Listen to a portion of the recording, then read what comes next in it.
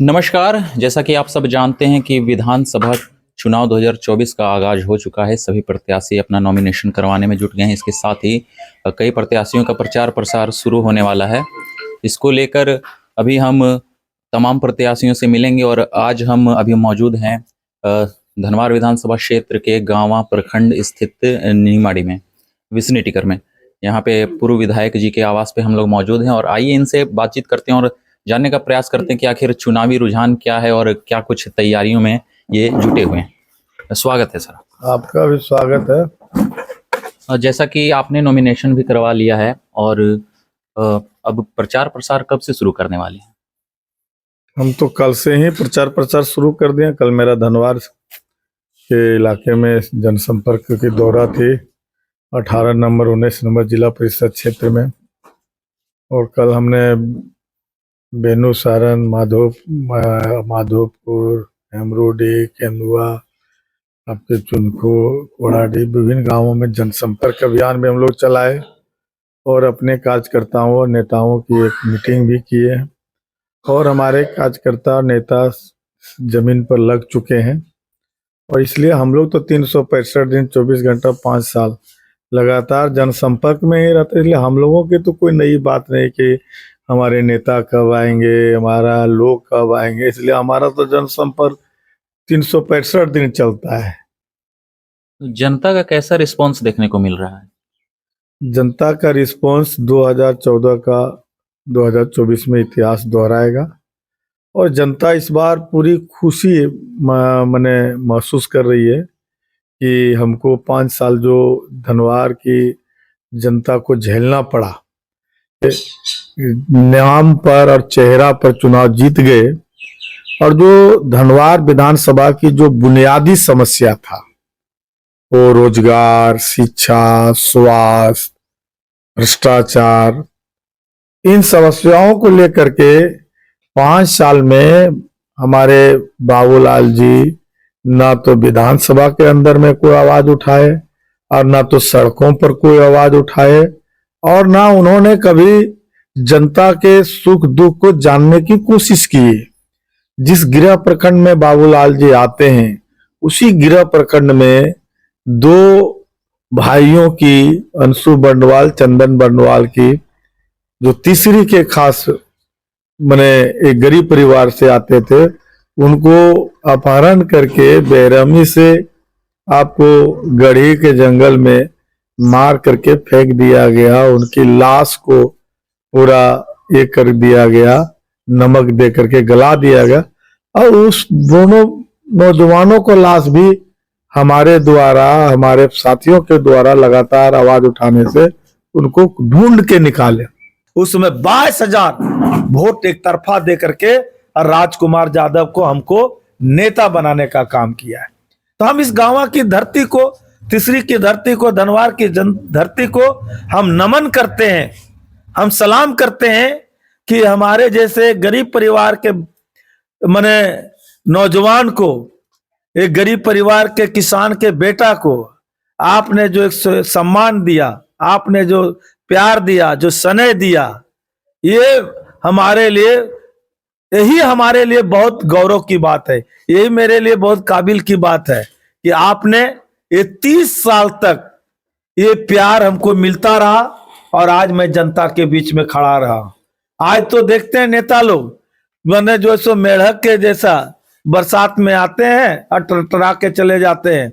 एक जरा सा जो देख रहे हैं कि अभी 3-3 बार 5-5 बार जिस पार्टी में एमएलए रहे, मुख्यमंत्री बने, और एक बार यदि उनको लगा कि पार्टी ने हमारे खिलाफ में कोई निर्णय ले लिया तो वो रास्ता बदल रहे हैं, दल बदल रहे हैं। लेकिन राजकुमार यादव को बड़ा बड़ा ऑफर आया, मंत्री, सांसद, तमाम तरह की सुविधाएं। लेकिन मैंने हमेशा कहा कि जिस पार्टी ने हमको एक मुकाम दिया, एक पहचान दिया, एक संघर्ष का रास्ता दिखाया, उस पार्टी को मैं अपनी मां के जैसा मानता हूं। और उस मां को, उस पार्टी को, उस परिवार को मैं चुनाव के लिए नहीं छोड़ सकता हूं। एक विधायक बनने के लिए, एक सांसद बनने के लिए, एक मंत्री बनने के लिए मैं पार्टी नहीं बदल सकता हूं। और इस तरीके से राजकुमार यादव ने कभी मंत्री और बड़ा ऑफर को कभी अपने आप को देखने का कोशिश नहीं किया। मेरा एक ही सोच रहा कि हम जनता के बीच में हैं, जनता के हैं और जनता के रहेंगे। तो ये हमारा जो है पूरा धनवार की जनता से यही अपील है कि जिन्होंने आपके लिए, आपके स्वाभिमान के लिए, आपके सम्मान के लिए, आपकी प्रतिष्ठा के लिए, आपके न्याय के लिए, आपके अधिकार के लिए कभी समझौता नहीं किया, संघर्ष के रास्ता पर चलते रहा और उस रास्ता पर कभी समझौता नहीं किया। इसलिए धनवार को हमको भ्रष्टाचार मुक्त बनाना है। धनवार को डिबरा, धनवार विधानसभा में जो गामा तीसरे का डिबरा जो हमारा रोजगार का मुद्दा है उसको हमको चालू करना है। और हमारा धनवार का सबसे बड़ा मुद्दा है शिक्षा, स्वास्थ्य, रोजगार और जो है सो भ्रष्टाचार। इस यदि धनवार की जनता ने इस बार मुझे मौका दिया कि 4 चीजों पर राजकुमार यादव सड़क से लेकर के सदन तक, असेंबली में इसको जो है सो 2024 से 2029 का जो कार्यकाल होगा, आपको जब 2029 में जब हम लोग आएंगे तो जनता ये नहीं हमसे पूछ सकेगी कि यहां डिग्री कॉलेज नहीं है, यहां पर डॉक्टर में हॉस्पिटल में डॉक्टर नहीं है। हमको ये नहीं कहेगी कि हमारे गांव में सड़क नहीं है। हमको ये नहीं कहेगी कि 24 घंटा हमारे यहाँ बिजली नहीं मिल रही है। हम आपको ये नहीं कहेगी कि ब्लॉक में हमसे कोई पैसा मांग रहा है। ये हमारा मुद्दा है। और इन मुद्दों पर यदि जनता को हमारे काम पर, हमारे बात पर भरोसा है तो आप हमको वोट दीजिए। यहाँ के छात्र नौजवानों का, और जो छात्र नौजवानों के साथ जो लगातार परीक्षाओं में गड़बड़ी हो रही है, चाहे वो CAGL का परीक्षा हो, चाहे माने समय पर परीक्षा नहीं लिया जा रहा हो, चाहे नौकरियों को लेकर के, इन मुद्दों को लेकर के भी झारखंड की असेंबली में जिसकी भी सरकार बनेगी उसका गर्दन पर हाथ धर करके पूछेंगे कि आपको ये काम करना होगा, नहीं तो आपको चलने नहीं दिया जाएगा। आप देख रहे हैं बाबूलाल मरांडी झारखंड के पहला मुख्यमंत्री बना। सबसे पहले हमारा OBC को अधिकार को उन्होंने खत्म किया। हम जब झारखंड जब अलग नहीं हुआ था, हम जब बिहार में थे, हमको 27% आरक्षण मिलता था। लेकिन झारखंड का पहला मुख्यमंत्री बाबूलाल जी ने सबसे पहले किसी को खत्म किया उसके अधिकार को, तो वो OBC को किया, 27 से कर दिया 14% और 13% जो मेरा हक मारी किया गया है। इसलिए हम तमाम OBC के नौजवानों से यही कहना चाहेंगे कि ये OBC के जो आरक्षण का जो कटौती हुआ है, और जो हेमंत सरकार और हमारी सरकार ने जो इसको पास भी कर दिया है, लेकिन राज्यपाल और केंद्र के द्वारा जो बिल नहीं ला करके स्वीकृति दे रहा है, इसको इस बार बदला लेना है। और ये हमारा 14-13% झारखंड की जितनी OBC की आबादी है, जिसकी जितनी आबादी उसकी उतनी भागीदारी, ये हमारा नारा है। जाति जनगणना होगा क्या? हाँ, जाति जनगणना भी होना चाहिए। और ये भी जाति जनगणना को लेकर के भी हम जिसकी भी सरकार बनेगी, हम जाति के आधार पर जो है सो जनगणना होना चाहिए, और जो जिसकी जितनी आबादी उसकी उतनी भागीदारी। ये हमारा जो है सो कुछ एजेंडा है, कुछ मुद्दा है, और इन्हीं मुद्दों को लेकर के हम लोग जो है सो संघर्ष करेंगे। हम आशा ही नहीं, उम्मीद है, भरोसा है कि धनवार के छात्र, नौजवान, हमारी महिलाएं, हमारी माताएं, आप हमको देखिए, आप सभी जो आपके उम्मीदवार आ रहे हैं उसमें हम यदि बेहतर हैं तो आप हमको वोट दीजिए, आप हमको समर्थन कीजिए। तो ये हमारा सोच है। हम कभी नहीं कहे हैं कि आप हमको जाति के नाम पर वोट दीजिए, आप हमको धर्म के नाम पर वोट दीजिए। आप हमको संघर्ष के नाम पर वोट दीजिए। हमने हमेशा जनता के लिए संघर्ष किया है। हमने हमेशा सच को सच और गलत को गलत कहने का हिम्मत किया है। लोगों को हिम्मत देने का काम किया है। हमने कभी किसी भी बड़ी ताकत के सामने घुटना टेकने का काम नहीं किया। हमने अपने राजनीतिक सफर में 30 साल के राजनीतिक सफर में मैं 1993 में कॉमरेड महेंद्र सिंह के नेतृत्व में मैं पार्टी भाकपा माले का सदस्यता ग्रहण किया था। और 1993 के समय 1993 से लेकर 2004 का जो कार्यकाल रहा गांवा तीसरी में, उस समय अपराधियों का राज चल रहा था, उग्रवादियों का राज चल रहा था।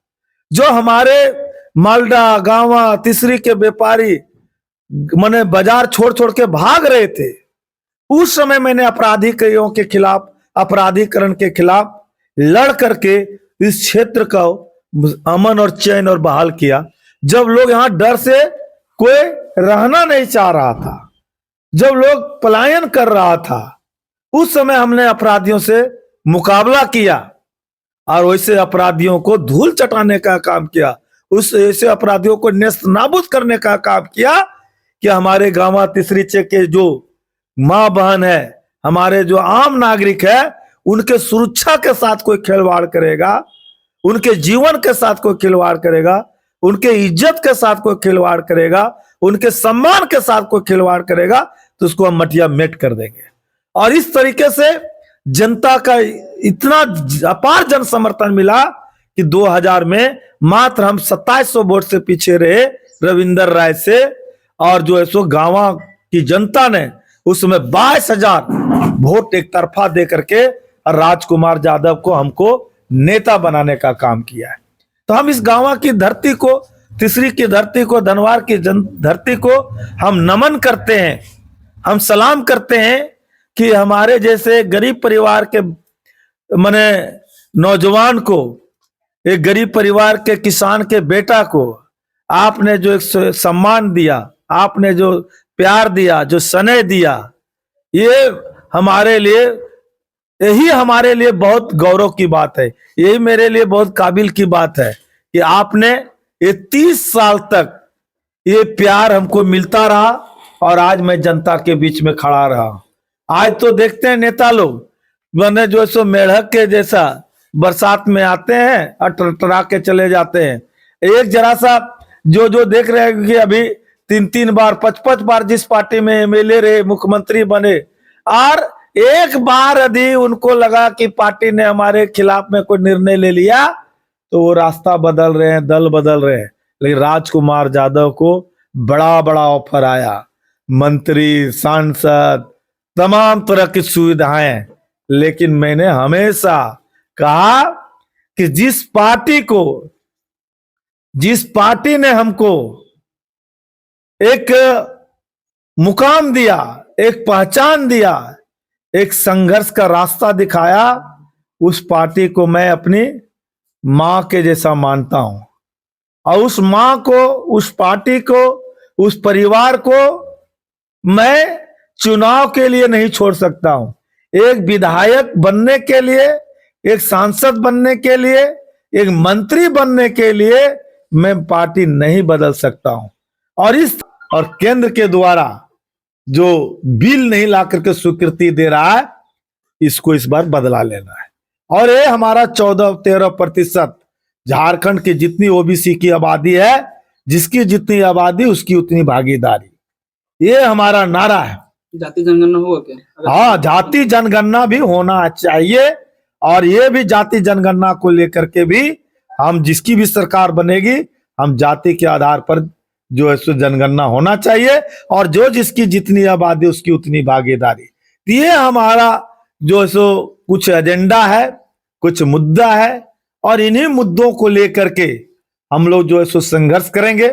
हम आशा ही नहीं, उम्मीद है, भरोसा है कि धनवार के छात्र, नौजवान, हमारी महिलाएं, हमारी माताएं, हमारे किसान, हमारे मजदूर, हमारे छात्र, युवा इस बार एक वोट झंडे के 3 तारा में करेंगे, क्योंकि 5 साल में मैं विधायक रहा, कोई एक भी आदमी उंगली नहीं उठा सकता है कि मेरे विधायक कार्यकाल में किसी से 1 रुपया कमीशन के तौर पर मांगा गया। ये हमारी सबसे बड़ी पहचान है। अभी तो आप देख रहे हैं, कोई भी विधायक है सीधा 10% दीजिए, तब आपका लेटर पेड में विधायक मत लिखाएगा। तो ये सभी चीज आज के नौजवान सोशल मीडिया से जुड़े हुए हैं। यदि एक घटना होता है तो 10 मिनट में पूरी दुनिया में फैला देते हैं। तो हम कहते हैं राजकुमार यादव के भी काम का तुलना कर लिया जाए, उस तुलना में यदि हम 1 नंबर होते हैं तो आप हमको 1 नंबर रखिए।